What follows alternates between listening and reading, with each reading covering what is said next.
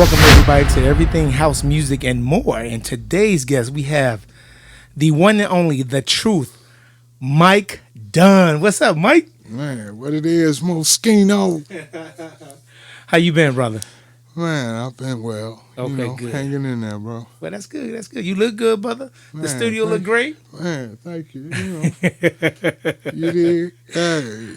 Right. So we're going to jump right into it, man. So, Mike, house music is a genre that has evolved since it started. Some say it's been watered down since its creation in Chicago. How do you define Chicago house music? The beginning. Mm-hmm. That's, you really ain't got to say too much. It's the home of it. It's where it started. It's the truth. It is what it is. It's house music all life long right here in Chicago, baby. Okay, cool. So how were you first introduced to the house culture and, the time before the records came out? Well, what we call house, or we put in the genre of house, was a record that was actually a garage record, which was Loose Joints, Is It All Over My Face. Okay. So I used to hear that record at my friend's house. His name was Todd. I stayed on Justine, and he was on the main street on Marquette. Right. So every time I would go over to get him so we could either go out and play or do whatever, or go hang out on his porch or whatever, his brother would be playing the record. Okay. So, and every time I would come over to the house, I would hit his record, and it was just like, it was aggravating. You Michael Jackson and all that, and you hear somebody, so his name was John Campbell. Okay. So John and my other friend that stayed, his parents owned the building me and my grandma lived in, which was Melvin, but his brother Lynn and John used to go to the original warehouse all the time, 206. Right. So Frankie, at the time, I didn't know it was Frankie, but John would get all these cassette tapes from Frank. Right. So he would be playing them in the house, either when he getting dressed or whatever. So it just seemed like every time I would come over there, that song would be playing. And, that was the first, I would say pre-introduction to what we were going to soon make into house music. Right, the genre house, so right. my first thing was before that, because we were, we were preppy before we was house, which a lot of people don't remember. We were doing new wave, doing the preppy stuff, the penny loafers, the bucks. You going way back with that, huh? The ride boots. We was doing all, we was getting it in, man. Right. So, how did you get started as a DJ?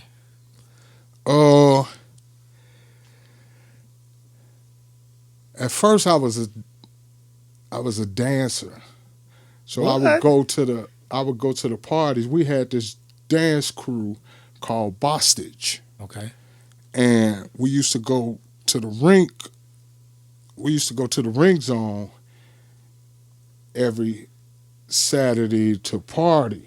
Right. So they would be skating, and then after they stopped skating, then they would start the dance party. Right. And the dance party was Leonard Roy and a couple other DJs there. Okay. So, hearing Farley on the radio, that was, funk was, the radio god, and this, right. Back then with the BMX. But I would always go to the ring zone, because that's where we would do our little thing at. Right. We wasn't really allowed down there. I'm not gonna say why we wasn't allowed down there, Right. but we was from Inglewood. Okay. And Okay. you know, you can't go. Right. You're big on that. Right. Exactly. Well, so we would always go down that way to party. And Leonard Roy was the DJ. Okay. And Leonard, I remember the battle him and Farley had. Right. I got a hold to the cassette tape, which him and Farley was battling. They were doing, you know, back in the day when you did the battles. Right. So Leonard had this mixtape that I just fell in love with. I would play every day, all day. And it was like, yo, Farley Funkin' Keith ain't got shit on me. Right. And Leonard lost that battle because they say he used a pre-edited record. Okay. But it was just so cold. Right. So Leonard, you know, me and Tyree stayed on I was on Justine, Tyree was on Laughing. That's Tyree I was Cooper. on 66, Right. Tyree Cooper. Right. So Tyree was on 65th at the edge, almost to 66, and so we were like a block and a half away from living away from each other. So me and Ty, you know, Ty was, you know, he knew all the crews and all the DJs and stuff like that. So Ty took me over to Otto Hines' house, which was BTO, and they were on 66 and Bishop. Right. And down there, you know, Otto brother had all the records, like Right. everything. Okay. He had everything. So Right. everybody would go over there and make they mixtapes. Farley, you go in there, you see Farley in the basement, you see Lyndon in the basement, you see like all the top DJs was always at their house. Right. So one day we went over there, and Leonard was making edits. Okay. And he was making an edit of, I'll never forget this, it's just impressionable. Right. He was making an edit of Queso, One More Round. Okay. And that was like my Favorite record. my second favorite record to Is It All Over My Face. Okay. Because I had heard it so much. Right. You know how you don't like something, you hear it so much, you start liking it. Right. Exactly. That was it. But Queso, that One More Round, that Right. And I used to just lose my mind when I hear that. But Leonard was over there doing an edit of it. Okay. So I'm just watching, you know. And we were dibbling and dabbing. Tyree was DJing, but I wasn't DJing. Right. And so then, you know, I started getting into the DJ thing. Mm-hmm. So me and Tyree started DJing together, and then Tyree knew Hugo, and he brought Hugo around. Hugo H. Hutchison, right. Yeah, Hugo Hutchison. Right. So it was always us three, and we would DJ or practice or DJ in our friends. He had a basement, which was the Kershaws. Okay. But their cousin was Arnell. Okay. And we called him Pinot.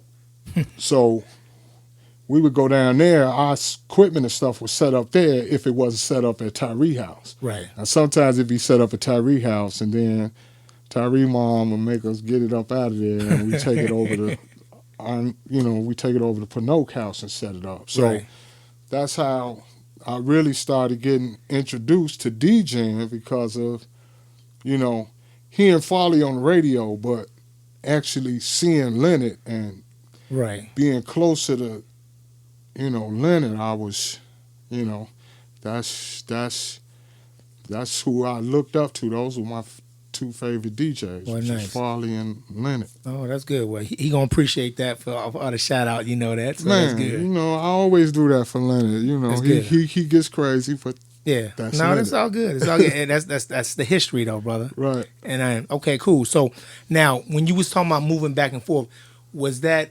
were you was talking about before Artesian when you was over there, or Oh yeah. This was this way, way before Artesian. Okay. By the time Artesian, I had Making records Dance already. Mother All right, so hold on, out stop and right whole there. nine. We all right, cool. So I went a little ahead of the game. Right. So all right, so what was your first record and how did it come about? Well, it was Dance You Mutha. Okay. And the original name of the record was Dance You Motherfucker. But we couldn't roll it like that. So I ended up chopping it off and making it Dance You Mother. Right. So, and because, you know, it was dance.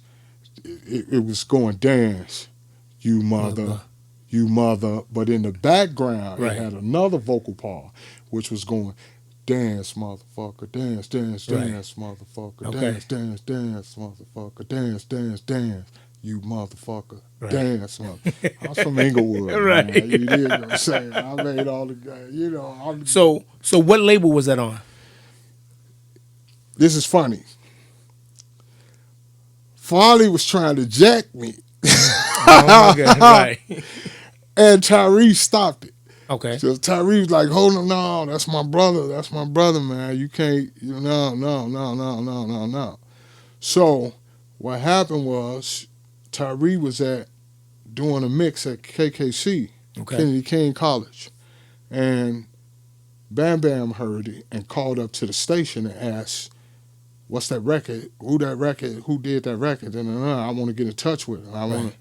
So Tyree came back to me like, man, Bam Bam Westbrook Records want to put the record out for real. Right. Then, so that's how that ended up going. I ended up On West putting it Band. out on Westbrook Records. Westbrook Records. Okay. Now, do you remember having a contract with that, or was there no contract at the time? It was something. I don't know. It was something. I know because the label was actually, it was Westbrook. It was named after Bam Bam. Correct. Which was Westbrook Records, but it was owned by two people, which was Sherman Burks. Okay. And Sherman was like the money, the backing. Okay. And Bam Bam was the talent. You know what I'm saying? So it was owned by two people, Bam Bam and Sherman Burks, which was House Sarge. Right. Okay. Good. And you know, I asked everybody this, and this is the ongoing story of like, where do you think house music came from? The genre, the word that we created to this day. What in your opinion, how did it come about? It's debatable because everybody has so many stories, and for some people it's this, for some people it's some, and when I say this, for some people it was the warehouse with Frankie. And then some people it was the place where Leonard used to play and had the sign in the window and said we play house music. Well, that was the bitter end, right? Right. Okay. So it you know it's people can say, oh yeah, it's this, it's the warehouse, or it's this and that, but at the where it's conflicting because at the warehouse house music wasn't done yet. Right.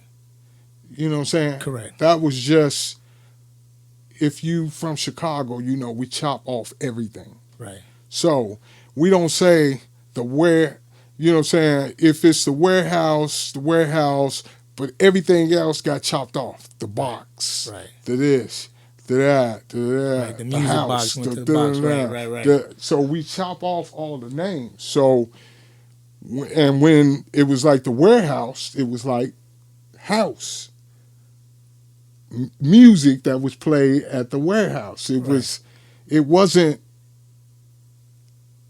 actually house, what we call house music now. Right. It was what they were categorizing Frankie as, you know, that sound. Okay. Which was more the disco and more of the the classics and the more.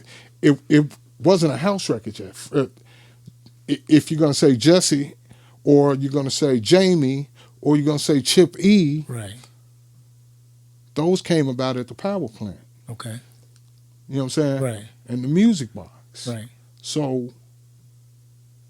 No, I understand. You know So what I'm saying? we had this conversation before. You know, Wayne keeps saying he said Jack first, which I give him credit for. But if we're gonna go that way, Jesse's On and On record didn't have any words in there. Didn't say nothing about house. Chip E's record, It House, says it's house. Bingo. Okay. So Bingo for me. oh, bingo. For That's you. man. That's where I've always said that. Okay. I've always said, and I've told Chip that, and I've told Jesse that, Right. and I've told Wayne that. Right. To me, the first house record was It's House. Okay. You know what I'm saying? To me, Correct. On and On was a record that Jesse used to play at the playground, Right. and it was a bootleg of Edits, which was Funky Town, and then they put other stuff, the Lips Inc., the Toot Toot, hey, Right, hey, right. And that was on Big Apple Records, Right. but it was blacked out, Right. and I bought that record. Just a little history. The record that you all ended up buying at, imports and wherever that had Lost Records, and it was that version of, what I'm saying, On and On. Right. That was pressed from my record.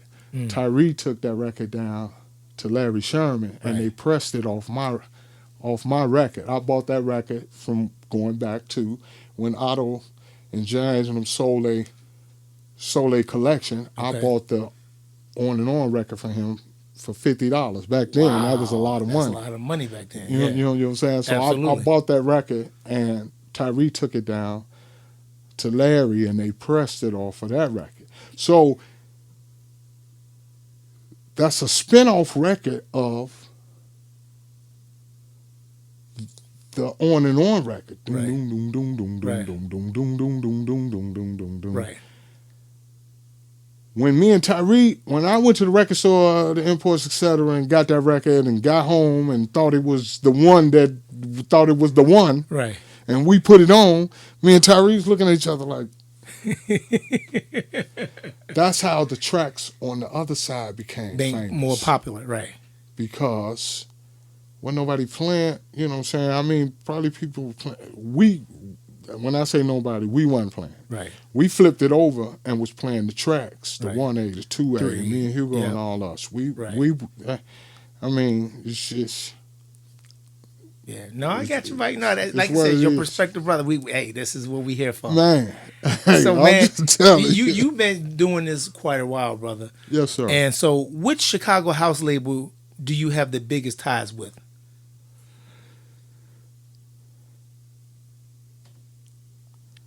We still got record labels. Well, let's just go back. Yeah, that's true. But I'm just saying, you've been, Mike. You started doing the '80s, man, and still decades later, man, your name is still stamped in where people know Mike Dunn. Man. So your ties right now. So instead of just saying that, okay, what ties with the record label you have right now? Right, the classic labels. Yeah. Well, you have to, for me, you know what I'm saying, Clubhouse, where Hula Right. and Fingers had it, and because me and Armando used to do remixes and stuff Yep. for Hula now. You would say Clubhouse, I got to say DJ International Underground Records, and that's part of my history. Correct. So it's ties with Rocky and Benji, R.I.P. Bench, Right. and you know what I'm saying. And then we got, I got to say Westbrook Yeah. because that was Your start 63rd right there. and Yeah. Artesian, baby. Absolutely. So what year do you feel like you broke through internationally? Oh, we broke through, and we didn't know we broke through until Tyree went over there performing. Right. Tyree came back like, bro, we popping in London. Like, our stuff sounding like crazy, man. We did this and that and this and that and this and that and woo woo. So that's when all the rah-rah came, because we didn't know until they went over there.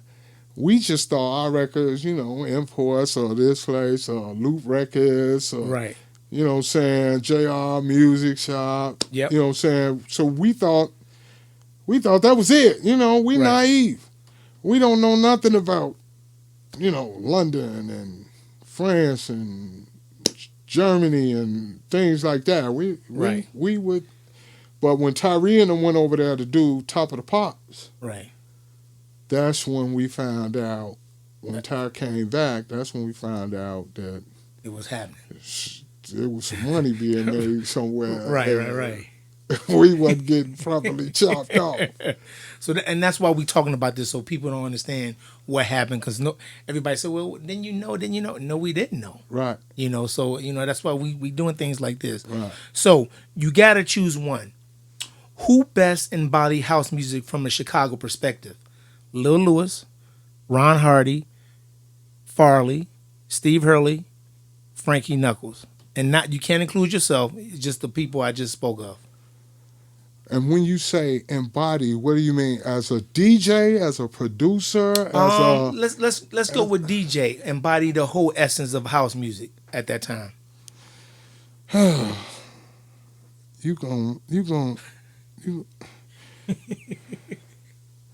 People already getting their feelings with me, man. Hey, man, it's okay, but it's the truth. You the truth, right? Hey, so it's the truth, man. I'm just saying, man, I don't want to have to be truthful right now. So you saying that you asking, but you putting... To you, in your perspective, at that time. Say, take you out the picture, because your history goes... It varies, brother. So I'm just saying, at that time when you was coming up, who embodied the house sound and that house culture as a DJ? Let's go with DJ.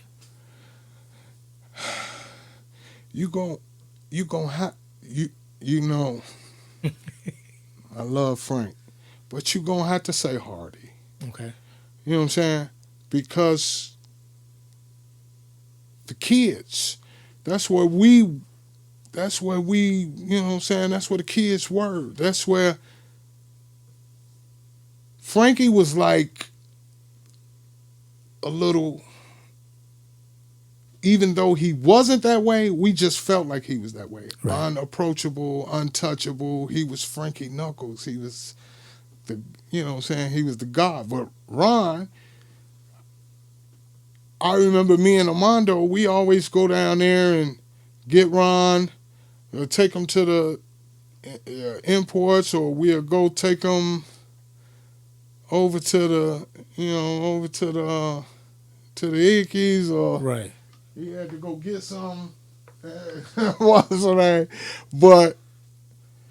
he was the person that we could go and take our stuff to, and he would be playing it. Right. You know what I'm saying? So if we were making house music, Frankie had Jamie. Right. And Frankie wasn't playing like a lot of our stuff. You know what I'm saying? Right. Ron was playing a lot of our stuff. Ron was giving us the shot and playing the stuff in you know what I'm saying, at the box. So you know. I got you. No, I understand what you're saying. So my next question was, whose style do you feel you are closest to? So since you're saying Ron, it got to be Ron Hardy then, right? I think Frankie, but everyone says Ron. So in my mind, it's Frank. Right. But to everybody, it's like Hardy. So they say Terry plays more like Frank, and I play more like Ron. Right. You know what I'm saying? So, but that's as far as energy-wise. Right. You know what I'm saying? Terry's more soulful and charismatic about it. I'm more aggressive, and I'm trying to beat your head in. Right. No, that's good. No, I love that answer, man. Uh, So at one point, you took a break from house to focus on hip hop, yeah, and you have been gifted to be able to do both. Why do you think black mainstream didn't take house like they did to hip hop?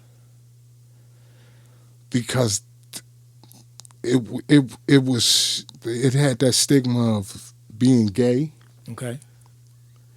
and the younger kids didn't want to be associated with that. Right. So they they didn't understand it. Okay. You know what I'm saying? That's first of all. And, you know, still today, you got in Chicago, you can't do a hip hop party without playing at least 30 minutes a house. That's true. You Especially know in what I'm saying? Chicago. Right. Right. Because they're going to want to hear something.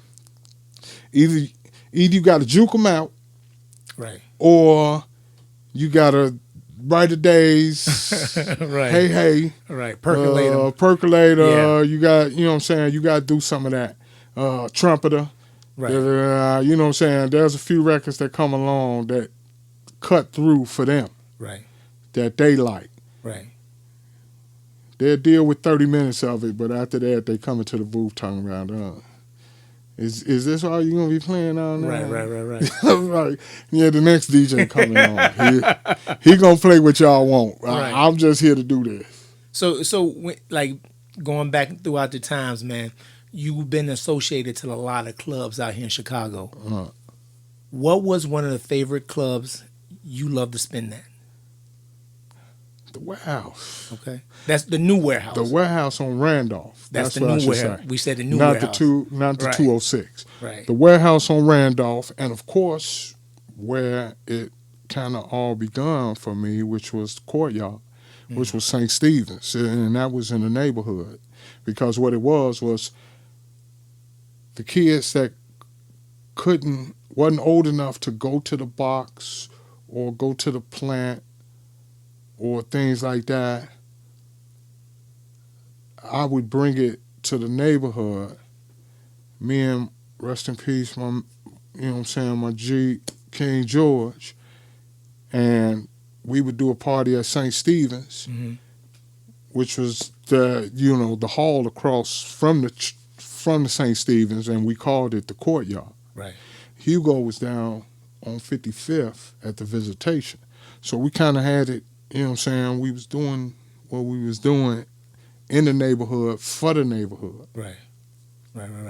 So it seems like over your career, man, you've been sort of a lone wolf, not really down with any specific team.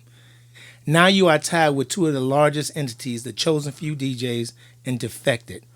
How do you feel like these connections and resources are changing the game for you different than before? Fire, baby. Fire, baby. Right. And look, they all stem from what we call holes in the wall, which was my baby, Right. which was Reynolds, Tuesday nights. So Wayne would always come and do a guest spot and things like that, and Big Bro would always, you know, like, man, you got it packed in here. Oh, you got it packed in here. You got it super packed. It's crazy in here. Right. So when Reynolds was on fire, it was on fire. Yeah. You know what I'm saying? You couldn't hardly get up in the place. Right. So that's what got me to the Chosen Few. Even though all of them was my bros, Right. I've been knowing all of them for a long time, and for years and years and years. Right. I wasn't, thought of being Chosen Few DJ wasn't Right. on my mind until it started being said a little bit. Then I Right. started thinking about it. Oh, man, that'd be nice. Yeah. Right. You know what I'm saying? But I wasn't like on them like, man, won't y'all put me in Chosen Few? Right. That's not how it came about. You know what I'm So saying? who approached you at first of being part of the Chosen Few? Wayne, Okay. Big Bro. Right. He came, and then, T came, and then, but like I said, it was this was like a 2-3 year courting before it even happened. Right. It wasn't like they came up and okay. No, it was. If people remember, I did a few Chosen Fews before I was even a member of the Chosen Few. So, and then with Defected, how that came about is the person that used to manage K. Alexi and Craig Loftus, which was Mark Potts. Okay. Defected was looking for me to license God Made Me Funky. Okay. And nobody knew how to get in touch with me. That was at the time that I had lost the studio on Kinsey and moved back with my mom. Okay. So I was just like in the funk, man. I was trying to be hidden, wasn't trying to be seen, wasn't trying to be nothing. You know? So got in touch with K. Alexi, and K. Alexi got in touch with me, put me in touch with Mark. Mm-hmm. Me and Mark started having a conversation and ended up getting the record license over there. I still wasn't with Defected, but I did, license the record to them. Okay. Then they asked me for another EP, and I ended up doing the EP with them. I still wasn't with them. Right. When me and Mark put out My House from All Angles, right, and we put it out on More About Music, that's when I got approached. That's when we got approached by Luke Solomon. Okay. And Luke wanted the album for his imprint through Defected, which was Classic, which is record, which is the label him and Derek Carter started at first, and then Derek got out of it, and it was just Luke Solomon. So it ended up being Luke, and then when I finally they picked it up, and then I went to London and met everybody, Simon, and that's when I met Adrian, and then I met Luke and the rest of the crew that was there. And so when we started, we were courting. Right. They were courting. You know what I'm saying? So it wasn't really, let's plug you into the system, Mike. You know what I'm saying? It wasn't that yet, because I can remember asking Simon in the office. I was just like, hey, boy, why you put me on no parties? Why ain't get on no parties? Why you ain't did it? Right. And he was like, man, hey, so when I'm coming to play at Reynolds? Right. I was like, Reynolds ain't what you thinking it is, bro. Right. Man, I barely make a little bread up out of that. Yeah. Don't fly you, no. Yeah, it's not that type of vibe, right? Right, but, it looked, when people doing videos, it looked like it's, what I'm saying, but it wasn't, but it was my little child that I love so much. So, no, that's good. But yeah, that's how the Defected thing came. Okay. And then we ended up doing more, and you killing the game right now, Mike. That's what's going on, brother. Hey, bro. It's much appreciated, man. I'm just trying to get by. Hey, man, I'm just saying, I want to just do where your flowers do right now while you stay here, man. I'm just saying you're killing it. I really appreciate this, man. I want to know, you traveled all over the world. What makes Chicago different, man? It's us, man. We got a whole nother different type of swag. You know what I'm saying? Like, Chicago is just, we different. Puff always said that to me, man. It's like, it's something that y'all, one, they think we crazy, and I don't know what. Right. That's one. That's one. Two is just like, man, Chicago's like a melting pot, man. Right. You know what I'm saying? We got a little bit of everything in us. And we it's just like gumbo. So we put all that together, man. It's just a whole different thing with us. Right. So do you ever talk to Puff still after you had to deal with him and everything? Do you? No. I comment on his pages and his posts and things like that. You know what I'm saying? Well, he'll come back to the house, man. He gonna come back. Puff doing this. Hey, look, I was trying to get the acapella to move on so I could do a little, because I seen he was trying to do a little Right. contest with the Afro, and Right. I was gonna set them out right. I was gonna set you out right. All right, Mike. So check this out. We're coming to the end. Name me your 3 top house records, and not the one you produced or written for. Just 3 top all-time house records, Chicago house records. No more. You know I'm not gonna name mine because I don't hardly even play my own stuff. You don't play your stuff, but everybody else play your stuff. So Right. all right. So give me 3 top 3. Top 3 house records of all time. Yes, Chicago records of all time. Yep. Chicago Yep. house records. Or no, you know what? Let's not make it Chicago. Just top 3 of your top 3 records of all time. Period. Man.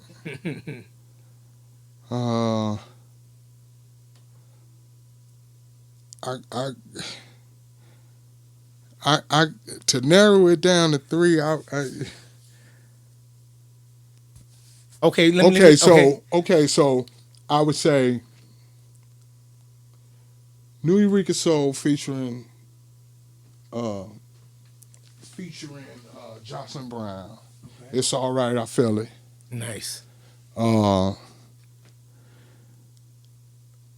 for My Brother, because that was dear to me because of Armando. Right. So I would always play that. Okay. Because of Armando, you know. Right. And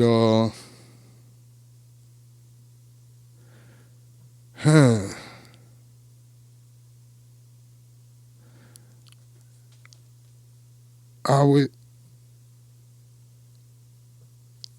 10 City. It would have to be 10 City.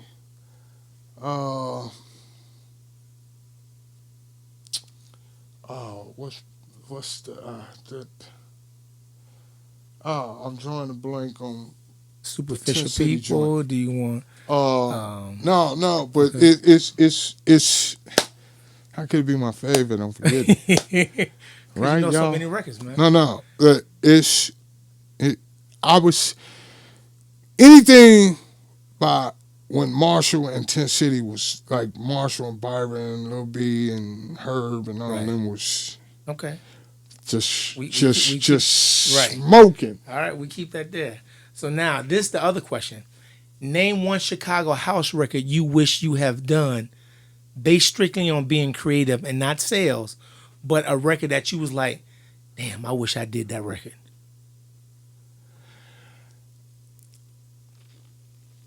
Okay, so I'm gonna give you the story. Okay. Lil Lewis wanted to put out a record with me and Armando. Okay. And he came to a place that we used to call Jack's. It was a car wash on 89th and Ashland. Right. And we used to do parties up in there. Right. And he brought this record by, and he wanted Mondo to play it. So he played it. And Mondo was like, man, we got to put this record out, man. Lewis wanted us to put this record out, man. He want to get this record out. So if y'all don't know, me and Mondo had 3 labels. Well, the Warehouse Records, which was his. Right. Dance Mother Records, which was mine. Mm-hmm. And Musique Records, which was the both of ours together. Right. So that was our 3 record labels that we was putting out through Barney's distributor. Right. And I was like, no, man, that record sucked, man. No, man, who gonna play a record that's slowed down? Right. And then speed back up. Mm. Nobody gonna play that. No, man. So I talked Mondo out of not picking that record up. Wow. Which was French Kiss. Wow.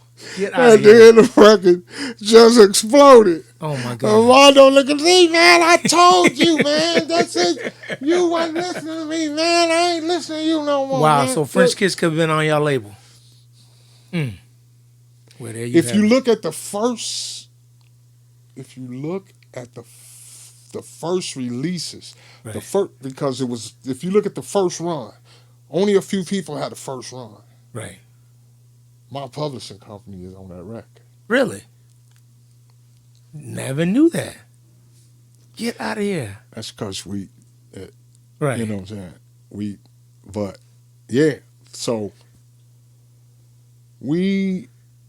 I messed up. It's all right. It's all right, brother. Everything happened for a reason, man. Hey, I just want to say, Mike, thank you for being on the show, man.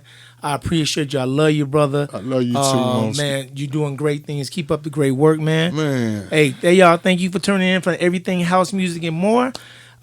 Check out the site. Check out Mike all the time on the website, social media. Y'all got Mike Dunn, the real Mike Dunn, y'all. And IG. I just send stuff over to Facebook. I don't mess with Facebook. Right? There you go. IG. All right, y'all. Brother, God bless you, man. Thank you. Bless you, Dan.